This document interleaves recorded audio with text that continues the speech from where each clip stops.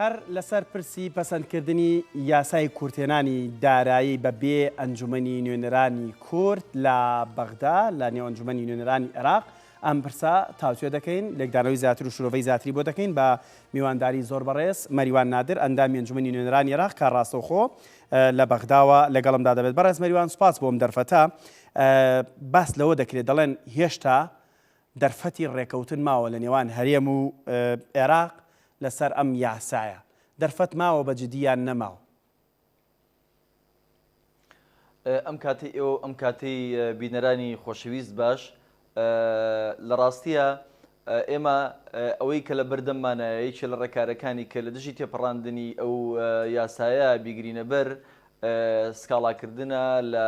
محکەمەی ئیتیحادی، بەڵام بەداخەوە ئێستا محکەمەی ئیتیحادی نیسابی تەواوی نییە بۆ ئەوەی کە ئەم پرسە بتوانێت یەکلایی کاتەوە. بۆیە من پێم وایە ئەمە پێویستی بە فشاری سیاسی و فشاری نێودوڵەتی هەیە لە یەک ڕوانگەوە. ئەویش ئەوەیە میکانیزمی تێپەڕاندنی یاساکە نەک دەقی مادەکەی کە پەیوەندی بە ئێستحقاقی کوردەوە هەیە، بەڵکو میکانیزمی تێپەڕاندنی یاساکە لە دژی بنەماکانی سیستەمی سیاسی عێراقا لە دژی فیدراڵیەتە و لە دژی پێکەوەژیان و شەراکەتی نیشتیمانیە، چونکە بە زۆرینەی ژماری کورسی تێپەڕێنەرانەک بە زۆرینەی نیشتیمانی وێ ئەوە پێچەوانی دەستورە. بۆچی بارودۆخەکە بەمە گەیشت بەڕێز مەریوان؟ بەڕێی من چەند هۆکارێک هەیە. ئەساسیترین هۆکارەکانەوەیە کە بەڕاستی هەرێمی کوردستان کەمتەرخەمە لە بەرامبەر و پابەندیانەی کە ئەکەوێتە ئەستۆی لە بەرامبەر و ئیستحقاقانی کە لە مادەکانی پرۆژە یاسای موازنەی عێراقا ئیستحقاقی کوردی پێ دیاری ئەکرێ، هەمیشە ئیلتزاماتێک ئەکەوێتە، چونکە ئەڵێ العقد والشريعة المتقاعدين ئەبێت هەردوو لە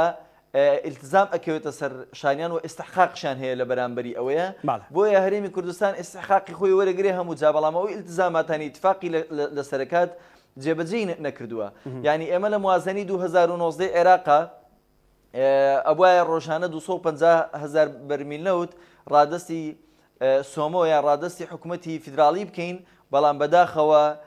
ئەوەمان نەکرد. ئەوان وەکو تەحەدایەک ڕۆژانە بەڵام پێویستیان بە دیاریکردن پێتان وایە ئێستا ئەوانیش جۆرێک لە زەخت دروستەکەن تاوەکو بتوانن لەسەر حکوومەت یەرێمی کوردستانی بچەسپێنن کە دەبێت ئەو ئیستحقاقانان ئەوانی کە دەڵێن ڕەوانەی حکوومەتی فیدراڵ بکرێت؟ نەک جۆرە لە زەخت دروستەکەن، ئەمە مەسەلەی زەخت دروستکردنی تێپەڕاند بەڕاستی. من پێم خۆش بوو وەڵامی پرسیارەکەی پێشوت بە تەواوی دوایی بێمە سەر وەڵامی ئەم پرسیارە، بەڵام لە وەڵامی ئەم پرسیارە هەدەمەوە دوایی ئەگەڕێمەوە بە سەر وەڵامی پرسیارەکەی پێشوو. ئەمە مەسەلەی فشار دروستکردنی تێپەڕاند لەبەرەوەی کە کارگەیشتە ئەوەی بنەماکانی دەستور و بنەماکانی شەراکەتی نیشتیمانی تێپەڕێنرا. یعنی ئەمە مەترسیەکی زۆر گەورەیە لەسەر ئایندەی سیاسی پێکەوەژیانی عێراق و نظامی سیاسی لە عێراقا، چونکە تۆ حساب بۆ نەکردن بۆ پێکاتەیەکی سەرەکی گەلی عێراق کە پێکاتی کوردیە، ئەمە مەترسیەکی زۆر گەورەیە و ئەمەوێ پێت بڵێم ئەمە دەرەنجامە، ئەمە نەک فشار دروستکردنە، ئەمە دەرەنجامێکە پێی گەیشتونم دەرەنجامە مەترسیدارە، ئەمە پامێکە زۆر مەترسیدارە کە ئەم جارە عێراقیان پێمان دەڵێن سەردەمی ئەوەی کە مەسەلەن ئێمە حساب بۆ شەراکەتی نیشتیمانی بکەینەوە تێپەڕی. بەڵام بێمەوە سەر هۆکارەکان ئەوەیە حکوومەتی هەرێمی کوردستان یانە بواە نەچوایەتە ژێر ئەو ئیلتزاماتانی کە لە ڕێکەوتنەکان ئەکەوێتە سەری ئەکەوێتە ئەستۆی، یانەوەتە ئەبواە ئیلتزامی پێوە بکردایە. یەکێ لە هۆکارەکانی تری کە بۆ ئەوەی ئەم یاسایە بەم شێوەیە تێپەڕێنرێ، هەندێک بەڕێی من خلافاتی سیاسی بینی کوتلەکانی شیعەیە بۆ لێدان لە پێگی مستەفا کازمی و خستنی لە ئایندەیەکی نزیکە. ئەمە چیان وڵات پێم خۆش بوو بەڕێز مەریوان ئەمە باس کرد، ینی زۆریش باس لەوە دەکرێت. تەنانەت ئەندامێکی ئەنجومەنی نوێنەران پێشتر ئاماژەی بەوە کرد کامە گوشارە لەسەر کازمی. لە چ ڕوویەکەوە گوشارە لەسەر حکوومەتەکەی کازمی؟ ئەوان بەڕاستی بە هیچ شێوەیە لە ئەدای حکوومەتەکەی کازمی یەکەم ڕازی نین، دووەم بەڕاستی کازمی بۆ سەر هەیبەت و هەیمەنی سیاسی خۆیان لە ئایندەیە ئەترسن و جۆرە لە جۆرەکان لە پەیوەندەکانی مستەفا کازمی بە گومانن و ئەترسن بۆیە پەشیمانن لەوەی کە بەڕاستی مستەفا کازمی بوو بە خیاریان بۆ خیاری تەوافقیان بۆ کردنی بە سەرۆکی ئەنجومەنی وەزیران بۆیە ئێستا ئەیانەوێ چۆن دەڵێ ئەگەر زەرە لە نیوە بگەڕێتەوە باشترە لە ڕووی سیاسیەوە لە پێگەی مستەفا کازمی بدەن هەڵساون چیەکەن تۆپەکە ئەخەنە تۆپی شەڕەکە ینی لێدان لە پێگەی مستەفا کازمی و خستنی بەشێکی کورد ئەکەن بە هۆکاری ینی مستەفا کازمی و کورد ئەکەن بە گژی یەکتریە ینی لەمە دوابێ کورد ڕوبەڕووی مستەفا کازمی بێتەوە بۆ ئەوکە ئیستحقاقی کورد وەکو پێویست بدا لە پرۆژەی با بڵێن تەمویلی عجزی مالی و مستەفا کازمیشان بە دەقی یاساکە والێک ناچار کردووە کە نەتوانێت یەک دینارێ بنێرێ بۆ هەرێمی کوردستان ئەگەر هەرێمی کوردستان التزام نەبێ بۆی کە لە یاساکەیە هاتووە و هەرێمی کوردستانیشان خستۆتە بەردەمی سێری کە لە دەقەیە ئەڵێ حکوومەتی هەرێمی کوردستان ئەبێ التزام بکا بۆ پێدانی ئەو بڕەنەوتەی کە لە موازنەی 2019 شەریکی سۆمە بۆ ئیداریەکە بێ بیدا ئەبێ بڕی نەوتی فرۆشرا و با بڵێن هەنار دەکرا و بنێرێ ینی قیمەتەکەی نرخەکەی بنێرێ بەڵام لە کاتێکە باسی ئەوەی نەکردووە کە دوای دەرهێنانی تێچووی ئەو بەڕەنەوتەی هەرێمی کوردستان ئەینێرێ ینی مەسلەی تێچووەکە ئەوەیە مەسەن وای کردووە کە کورد بە یاساکە ڕازی ئەمە بۆ یەکلایی نابێتەوە ئەمە دەرەنجامی کەڵەکەبووی ئەمە دەرەنجامی کەڵەکەبوونی ئەو هەڵانەیە کە حکوومەتی هەرێمی کوردستان گرتوێتی بەر بەناوی سیاسەتی ئابووری سەربەخۆوە وای کردووە داهاتی هەرێمی کوردستان ناشەفافە کەس نازانێت چەنێ نەوت ئەفرۆشێ داهاتی هەرێمی کوردستان چەنە جگە لە چەند کەسێک و سەرۆکی کابینەی حکوومەتی هەرێمی کوردستانی پێشوو ئەم کابینێش جگە لەوان کەس نازانێ حزبە سیاسەکان نازانن پەرلەمان نازانێ دەستگای چاودێری دارایی هەرێمی کوردستان نازانێت داهاتی ئەم وڵاتە چەنە ئێمە وەکو فراکسیۆنە کوردستانەکان و نوێنەرانی کورد لە پەرلەمانی عێراقا چۆنەڵی کوێرانە شەڕمان لەسەر شتێک کرد کە حکوومەتی هەرێمی کوردستان داوای لێمانە کرد لە کاتێکە بەڕاستی ئێمە بە ئەحراجیەوە شەڕمان لە پێناوی ئەوە کرد چونکە ئێمە ئەزانین لە ماوەی ڕابردووە کاتێ هەرێمی کوردستان التزاماتەکانی سەرشانی خۆی جێبەجێ نەکردووە کاتایەوەش لە بەغدا دەستان بۆ بەڵێنەدی و ڕێککەوتنی لەسەرەکەی ئێمە دەستمان بەسترا بوو ئێمە کەوتوبووینە بەردەمی نێوان دوو بەرداشەوە بەرداشێکەوەیە ئەبێ شەڕ بکەین لە پێناوی دابینکردنی قوتی هاوڵاتی و موچەی فەرمانبەرانی هەرێمی کوردستان و ئستحقاقی هەرێمی کوردستان و هاوڵاتی هەرێمی کوردستان کە شەڕێ بوو شەڕێکی پیرۆز بوو واجبێکی نەتەوەیی بوو لەسەر شانمانە بێ بیکەین لەلایەکی تریشەوە ئەوە شەڕ بکەین لەسەر شتێ کە بەڕاستی ئێمە محرجین لەسەر ناحەقیە کە هەرێمی کوردستان ئەیکا تۆ بە ناوی داهاتی سەربەخۆ ینی بەڕاستی ئێمە نەوەکو نوێنەرانی کورد بە هەموو فراکسیۆنەکانەوە بە پارتیویەکێتیشەوە بە فراکسیۆنەکانی تریشەوە ئێمە کە ئەو دیفاعی لە حکوومەتی هەرێمی کوردستانەکەین لە خۆمان بە گومانین و لە حکوومەتی هەرێمی کوردستان بە گومانین داهاتەکەی شەفاف نییە بە ناوی ئابووری سەربەخۆوە کوردستان ژێر مەعزەقێکی ناو مەعزەقێکی زۆر گەورەوە باشە کەواتە ئێمە ئەگەر نەوتمان لە بنەڕەتە هەر دەرنهێنایە باش ئێوە پەرلەمانتاران قازانجمان بوو بەڵێ کاک مەریوان کاتەوەکو پەرلەمانتارانی سەرجەم فراکسیۆنەکان بە تایبەتی فراکسیۆنی یەکێتی ئێوە پێتان وایە ئەمە هەڵەیەکی سیاسی حکوومەتی هەرێمی کوردستانە ئێستا بەم دەرەنجامە گەیشتوین چونکە بەڕاستی خەڵک قوتی خۆی دەوێت ئێستا سێ مانگ ماوە موچەی وەرنەگرتووە خەڵک لەم پەسەندکردنی بڕیارەدا هەموو خەڵک نیگەرانە ئاخۆ دەتوانرێت حکوومەتی هەرێمی کوردستان موچەی ئەم سێ مانگە بدات یان نا هیوا هەیە لە بەردەم دانیشتنەکان یاخود نا کە ئێستا سەرۆکایەتی پەرلەمان سەرۆکایەتی هەرێم ئەمانە هەمووی هاتوونەتە دەنگ لەسەر پەسەندکردنی ئەم یاسایە بەبێ کورد هیوا هەیە یاخود نییە ئەسانچی ئێمەوامان لێ هاتووە لە فرمێسکەکانی حکوومەتی هەرێمی کوردستان وا تێبگەین کە فرمێسکی تیمساحین ئەگەر تۆ دڵنیان نەبی ئەتوانی موچەی فەرمانبەرانی هەرێمی کوردستان دابینکەی بۆ ئیلتزام ناکەی بۆ ئەوی کە لە ڕێگەی موازنەی ئیتیحادیەوە دابینیکەی ئەگەر ئیلتزام ناکەی دیارە تۆ ئەتوانی دابینیکەی کە ئەتوانی دابینیکەی بۆچی موچە نادەی یعنی ئەمانە هەمووی پرسیارن ئەمانە هەمووی گومانن وای کردووە ئێمە هیوامان بەڕێکوتن لەگەڵ مرکزە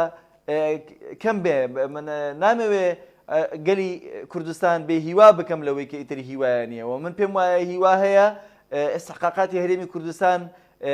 ئەنێردرێ بەڵام لە بەردەمی مەترسیەکی گەورەیە ینی بەڕاستی تەنانەت ئەو با بڵێن بەهای تێچووی نەوتی هەناردەکراوی هەرێمی کوردستان ئەتوانێت حکوومەتی هەرێمی کوردستان لەو بڕەنەوتە تعویزی بکاتەوە کە نایدا بە حکوومەتی ئیتیحادی. بۆ نمونە لە موازنەی 2019 250,000 بەرمیل نەوتی ڕۆژانەی تەسلیم بە حکوومەتی عێراقی ئەوە بکردای، بەڵام لە مقابلە ڕۆژانە 500,000 بەرمیل نەوتە نێرێ. با داهاتی با بڵێن تێچووی نەوتەکە و ئستحقاقی شەریکاتی نەفتی و ئەوانە لەو 250,000 نەوتی تر بداوە لە داهاتی نیوەی داهاتی ئیتیحادی و داهاتی ناوخۆ بە تعویزی بکە. یعنی ئەمانە دەرەنجامی کەڵەکەبووی هەڵەی سیاسی، هەڵەی ئەمنی، هەڵەی ئابووری هەرێمی کوردستانە. هەرێمی کوردستان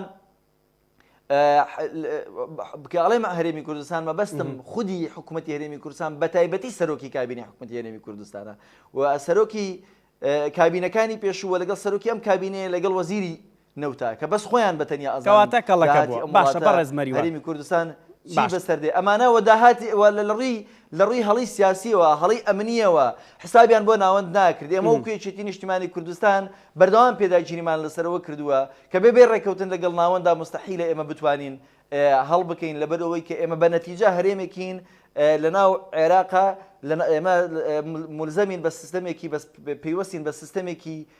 فیدراڵیەوە. تۆ ناکرێ بۆ داواکردنی ئستحقاقت ملزەمی بە سیستەمی فیدراڵیەوە، بەڵام دوجار هەر کاتێ دەستی خۆت ببینی پشت دە حکوومەتە بکەیت کە تۆ بەشێکی تایە. بۆیە ئەمە ناچێتە سەر. یعنی ئەویش کاتێک کە تۆ لە کاتی زەعیفی و لاوازیە ئیستیقلالێکی ئازار بەدڵیەگە لێت قبول ناکە کە دێتە دەست تۆڵەت لێ ئەکاتەوە. بۆیە ئێمە بەردەوام و کوێچێتی نیشتیمانی کوردستان چ لەسەر ئاستی قیاداتی سیاسی و چ لەسەر ئاستی فراکسیۆن و چ لەسەر ئاستی نوێنەرانمان لە عێراقا و تەنانەت بە سەرۆکایەتی کۆماریشەوە بەردەوام پێمان وا بووە حکوومەتی هەرێمی کوردستان ناتوانێت لە هیچ ڕێکەوە سەرکەوتوو بێ و فەشە لە هێنێ ئەگەر بێت و با بڵێن ملزەم نەبێ بە ڕێکەوتنەوە لەگەڵ حکوومەتی ناوەندی، چونکە دوجارەوەی ئێمە ئەمان بەستێتەوە بە حکوومەتی عێراقیەوە دەستورە چۆن ئەتوانی پابەند نەبی بە دەستورەوە. بۆ نمونە لە ڕیفراندۆمە لە ڕیفراندۆمە مادەی 140 کە ئێستا دەکاتە سەر مادەی 58 یاسای بەڕێوەبردنی دەوڵەتی عێراقی بۆ مەرحەلەی ئینتیقالی کە یەکێ لە قۆناغەکانی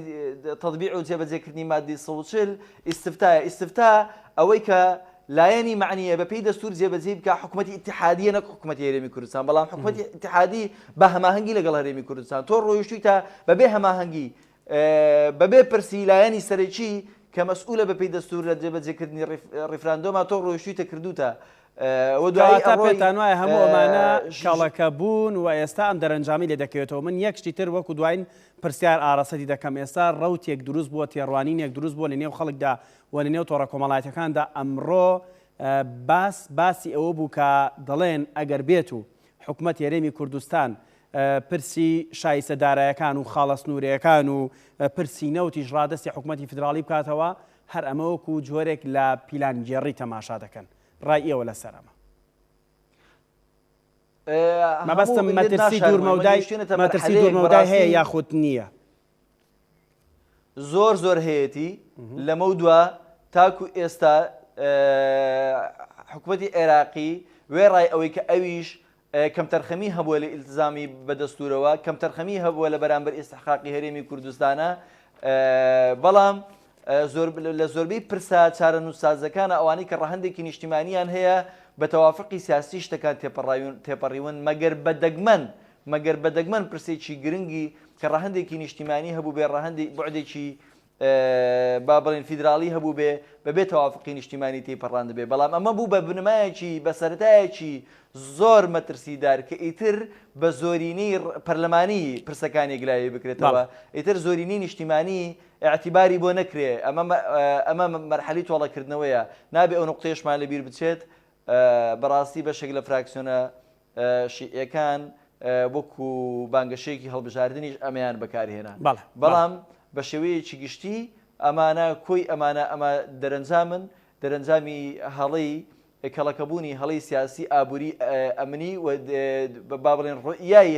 حکوومەتی هەرێمی کوردستانە بۆ ئیدارەدانی هەرێمی کوردستان و دیاری بەهێزکردنی پێگەی ئەم هەرێمە لە چوارچەوەی عێراقا ئەگەر پێگەی هەرێمە لە چوارچە عێراقا بەهێز وایە بێگومان پێگەیەکی ناوچەیی و نێودوڵەتی بەهێزتریشی هەبوو کاتێ ئێمە سیاسەتی کابینەیەک لە دوایەکانی حکوومەتی هەرێمی کوردستان ئەبینین بە بەردەوامی